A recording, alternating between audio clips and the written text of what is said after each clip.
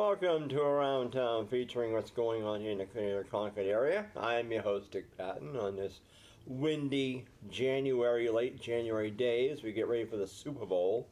But with me today is State Representative David Luneau, who represents Ward 5 in Concord and Hopkinton.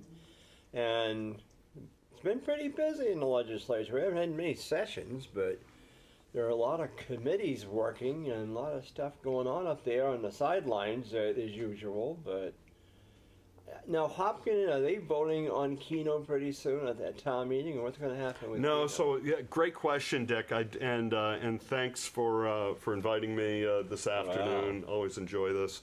No, I don't think Keno is going to be a starter in Hopkinton. I don't think it is on or being proposed to be put on the town warrant this year. Of course, we only have a few places that would even be, licensed to be able to do that. So, but I think as some people might know, it doesn't matter whether or not your town adopts Keno. If your town actually has full-day kindergarten, you will receive the same benefit for full-day kindergarten that any town in New Hampshire, that any school district in New Hampshire would receive for full-day kindergarten as far as adequacy. So it doesn't matter whether or not your community has adopted Keno or not. See, Concord defeated it. I was shocked at that. I thought it would go through. But I know that Manchester's been taking in the do-re-mi down there. They've been busy with it. And Nashua, Portsmouth, I don't know what's going on over there with it, but they said they've been busy. Mm-hmm. People have been taking a lot of this and that, and some people have been winning money with it. And well, we'll see what I've never played it. I don't know how to play it. I guess it's like bingo somewhat, but I don't know. Mm-hmm. Yeah, we'll see what happens. All the Keno revenues that come into the state, minus what gets paid out, and for winnings and for administrative costs, all drop into the education trust fund, and certainly money coming to the education trust fund is good because it will all be used for public education in the state of New Hampshire. So, but I think. At the end of the day, whatever the state spends on public education, if there's not the funds available in the trust fund, funds come out of the general fund to support public education. So I don't think there should be any pressure on communities to adopt Keno. That should be a question that stands on its own. And communities that or school districts that have adopted full-day kindergarten will certainly get their adequacy funds, whether or not they have Keno.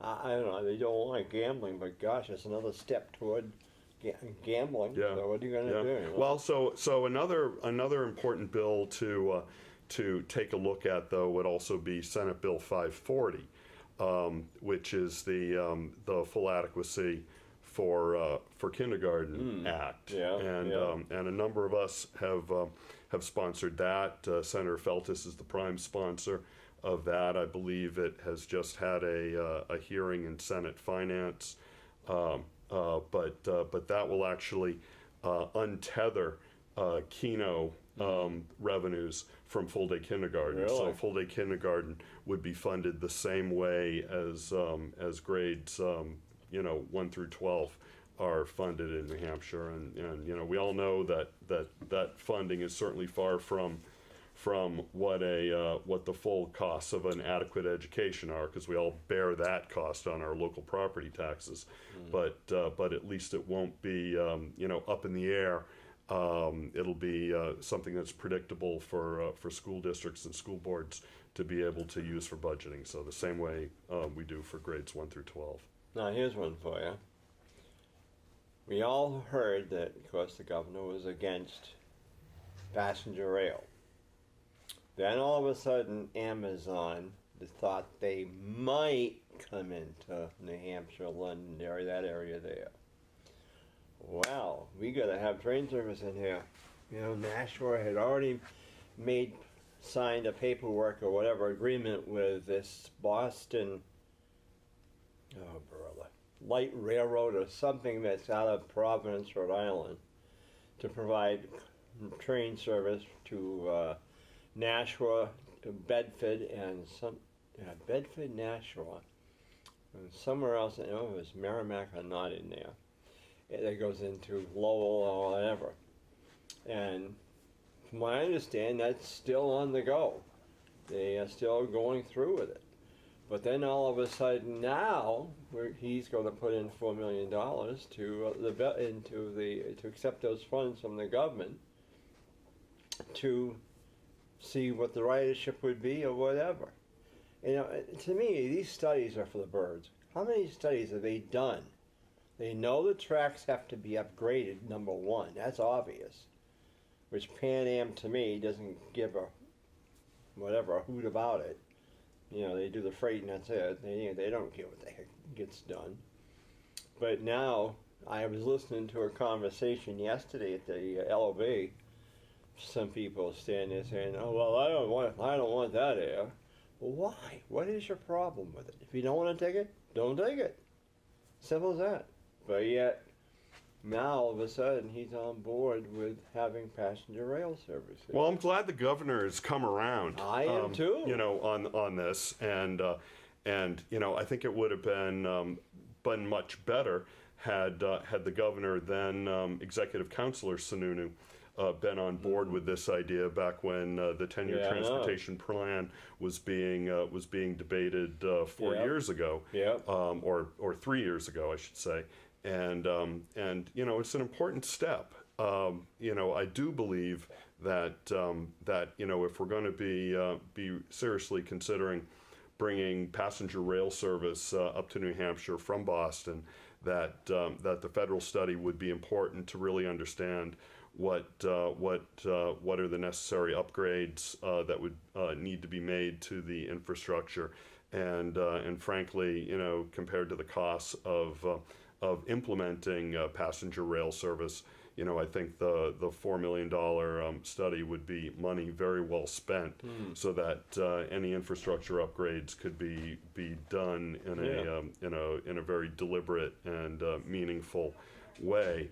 You know, had it been done 3 years ago, you know, I'm not sure that would have necessarily changed the answer with respect to Amazon's HQ2 decision, but it certainly would have you know, would position New Hampshire in a better spot, at least as far as you know, people who are considering you know, working in New Hampshire or moving to New Hampshire, and what our connection to Boston would be, and you know, we'd be 3 years ahead of where we are right now. So. And then I see a letter to the editor yesterday that was upset because why not include Laconia and up to Lincoln like it used to go up that line and go up there? Sure. And they're right. But yet, you know, if they can't get it to Concord, they can't get it to Manchester, what are they going to do about getting it to Lincoln? Right. And you know, like so many things, and I don't necessarily embrace this argument all the time. You got to start somewhere. But in this case, it actually does reach the major population centers, and for people who are working in Boston or living in Boston and working in New Hampshire, or you know, just want to commute back and forth, I think you're getting the biggest bang for your buck with that, and it certainly ends up being the launch pad for you know, revitalizing that service that certainly existed back when my parents were in college, and they would take the ski train up to you know, up north, and yes, it would be great to see that restored again someday. I'm glad that you came in today, because we're talking about that bill that I had submitted there about the handicap accessibility, and like we were saying off camera, I didn't know that it was being heard. That's how much I knew about it, And I got notified yesterday that so and so I needed to call because it wasn't meant just for me. I had meant it for anybody. It's either in the Statehouse, it's handicapped, accessible, or disability, or the general public. Because I got thinking more about this, and I thought, well, you know something? There is no handicapped accessibility that I could see into the annex. There's no ramp over there. Mm-hmm. There's no ramp. Right, right. And then, of course, if you look to the back side of the Statehouse, there's 2 sets of stairs there for either go in. No ramp there. Mm-hmm. And I said, here's Concord or somebody that's broadcasting or encouraging people on the weekends to go in there for tours or whatever. They can't go up those steps. Mm-hmm. And I was told today that they do make available the side one on Park Street. Well, I didn't know that. How many people would? Mm-hmm. There's no signs out there saying. Right. Right. So, that's what I was getting at. And then I said the LOB, because that tunnel, it's so slanted and walk through. I don't feel Mm-hmm. good walking on that thing. Mm-hmm. And the dummy elevators weren't working too good at times. Right. And you're Right. stuck over there. Right. Well, as you know, Dick, I'm a co-sponsor Yes. along with you on this I appreciate on this bill, and it's something that I believe is very important for the people here in New Hampshire to be able to have a state house that is accessible and that promotes access and engagement from people, all people throughout the Granite State.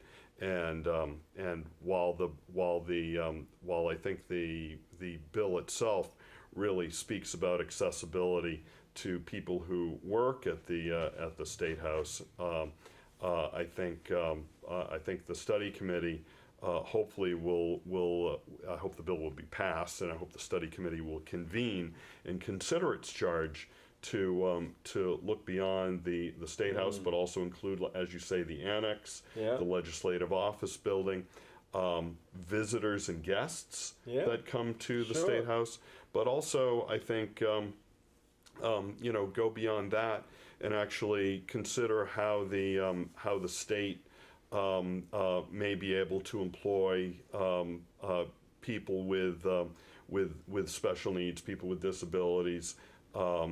People with developmental disabilities too, in the various functions, in state government. Certainly to a proportion that that are part of the general population, and I think that would be really important. I think that sends an important message out to the people in the Granite State that we're a state that cares about the people that live here. And that we find value in everybody and want to make sure that you can access state government and participate in state government. So I really hope that the House Health and Human Services Committee will look favorably on this bill. I know I had a number of constituents of mine that did testify that morning. That's good. Last week on this, and I would encourage your viewers to follow this one closely and voice their support behind it. Yeah, because it wasn't meant, because there's other things there too. Like I said, over the LOB, Legislative Office Building. The cafeteria, there's no machines in there for people, vending machines, if they want to buy something to eat or whatever. And to get over to the cafeteria takes a while to get there, let alone be a line there to get something. So I thought maybe they should have somebody come over there with, an assortment of sandwiches, salads, or different things, or have a order sheet sent over to us committees, those who can get over there, that maybe we could order something and have it brought back over.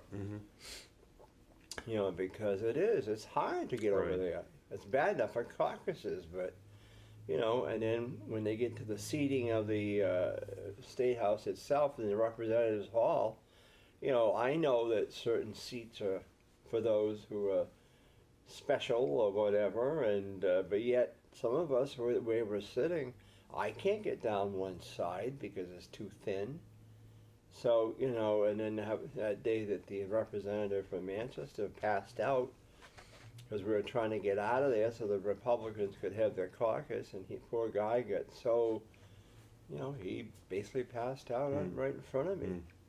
So, I mean, it's difficult. There's a lot of things there Right. that really, and, you know, for a man to be up in the back there would be better than down where I am because there's no restroom down there for men. That's ladies down there. The men's out this way, so I could go out that back way if I had to right away. But I don't know. But I'm going to be watching to see when they're going to exec that thing. I'd like to see it how it goes. But I would, if I'd known when it was, I would have been there. Yeah, But yeah. I did nothing. Well, I mean that, and that's another problem that's been happening this term too. I don't think this is the first bill where the sponsor did not have a heads up that their bill was receiving a hearing. I've heard other representatives complain about that process this year, and you know, in some cases, legislators will have multiple bills that they've filed being heard at the same time, where they basically can't be in two, three, four places at once. So so I think there have been some problems with scheduling these, and that's too bad because I think every bill does need a fair hearing, and there should be opportunity for the prime sponsor to be present at each of those hearings, so that they can introduce the bill, but also be able to be responsive to people that may have different opinions on it. So how about some of your bills that you've sponsored? Where are they you know, so we got a lot going on right now, and one of the bills that I've spoken on your show several times about is the bill to prohibit balance billing, which is when you walk through the front door of a healthcare facility that is covered under your health insurance plan, and you're going to see a doctor, or go in to have a surgery, you know, knee surgery or something like that, or go see your primary care physician, who is also covered under your health insurance plan, only to receive a surprise and unavoidable bill later on from a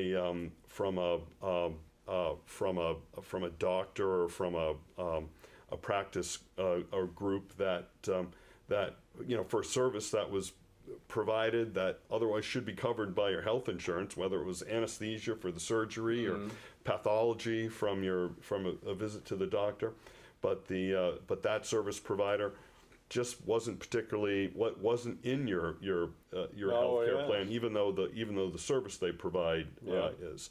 So this bill would actually prevent those surprise bills from happening. It would compel the New Hampshire Insurance Department, who are already working on improved network adequacy requirements, to complete those, to include those providers, like anesthesiologists, radiologists, pathologists, to be included in those health insurance plans, because certainly the coverage is in those health insurance plans, and it would also enable the commissioner of the insurance department to be part of any dispute resolution that may arise between a healthcare provider like a doctor or an anesthesiologist and the insurance carrier. So I think between these three aspects, we can really end up holding the patient harmless, so that the patient essentially receives the coverage that he or she expects from their health insurance plan. Oh, that's good. So that's a big one we've been working on. Currently, the Family Medical Leave Insurance Act is also in House Commerce right now. So this one is taking a long tour through the House of Representatives. It has already cleared the House Labor Committee and received a strong vote on the floor of the House. It's in House Commerce right now. It's had a hearing.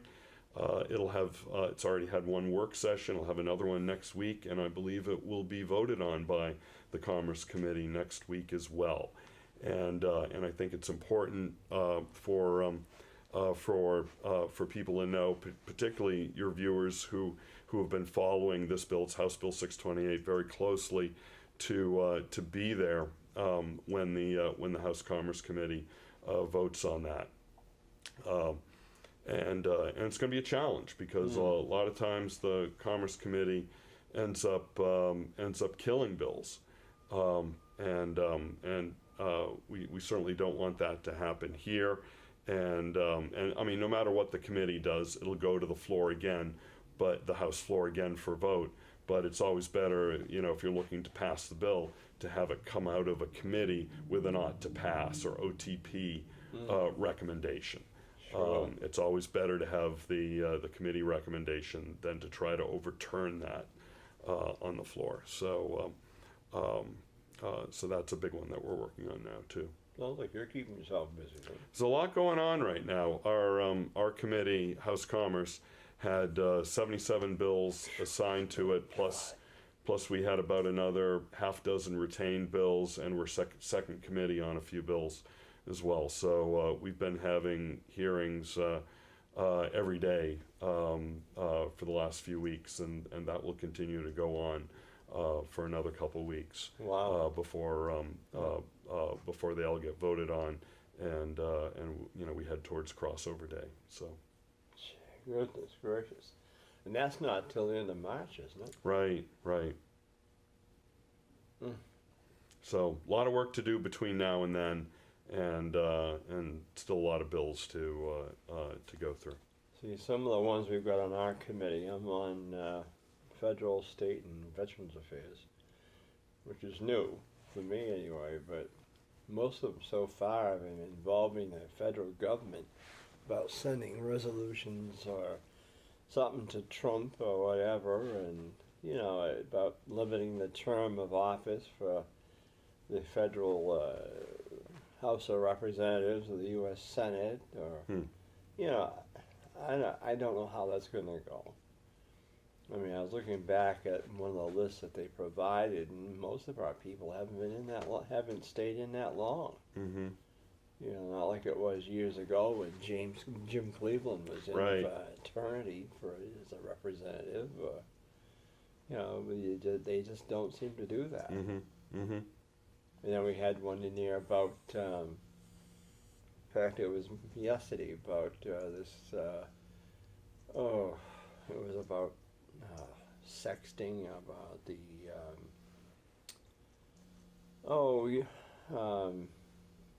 About going on like the internet or these places there about advertising or whatever, you know, these kids or something on there, and it's like we had some good speakers yesterday about it, but you know, a lady whose daughter, somebody had basically took her daughter's some of her information, put a different picture with it, and gave it a different age, and someone picked her up or whatever, but luckily they found her. But that could have been a real dangerous situation, boy. Yeah. And then there was one who asked Trump to pardon Jerry Delanis out there about that mess in Nevada. That hasn't gone anywhere yet. Vote on that one. Right. But Well, we've got a couple other interesting bills that we heard actually yesterday in House Commerce, and I'm the co-sponsor on. They're both very similar bills. I'm the co-sponsor of one of them, but I certainly support both of them. And they relate to the data breach that Equifax had, but also that so many other companies have had, and continue to have. And we heard from the Attorney General's office that just last year alone there were nearly 500 data breaches. Wow. Of personal information from companies that were reported to the New Hampshire Attorney General's office, altogether compromising the personal data of close to 1 million Granite Staters, and just in the Equifax breach alone, it exceeded 600,000 Granite Staters. So I think the word of warning that came from the Attorney General during the hearing was that assume your data is out there and take the steps you need to take to protect your personally identifiable data from being used for identity theft or creating problems with your credit report, and so these types of things include people using your information to open credit card accounts, using your name, social security number, stuff like that, creating second mortgages on property you may own or on other property, and that ties back to your credit, and so what these two bills seek to do is actually offer a mechanism where you can freeze your access to your credit information, and then unfreeze it, Sure. as you need to, without any charge. And currently, anytime you want to freeze or unfreeze your access to your credit information, I think it's something like a $10 charge. And so there's 3 credit reporting agencies. So every time you freeze, it would be $10 for each of those to freeze it, $10 for each of those to unfreeze it. And if you think, there's certainly a lot of people in the Granite State that don't really need to have their credit information accessible out there, because you already own a home, you've got your mortgage, you've bought your car or cars, and maybe occasionally you might, when you're going to buy a new car or refinance your house, you might need to unfreeze it, but most of the time you can just leave it unaccessible. Sure. And that's probably something that a lot of Granite Staters should probably think about, and hopefully with this legislation we can allow them to do so without cost. Sure. Well, good. Well, you heard the ding-dings. All right, that was the ding-ding. Yeah, we're ding for another session. So with that in mind, we thank you, David, for coming on, and we appreciate all the times you do give us. It means a lot, because it's nice to get another perspective of what's going on in that house. And so if you have any questions, give David Luneau a call, and he'll be more than happy to give you an answer. Always a pleasure, Dick Patten. Well, hey, like I said, it's great having you on. So with that in mind, thanks to Ian Marx, my director, and with that, have a great day. Try to warm up, and we'll see you soon and around town.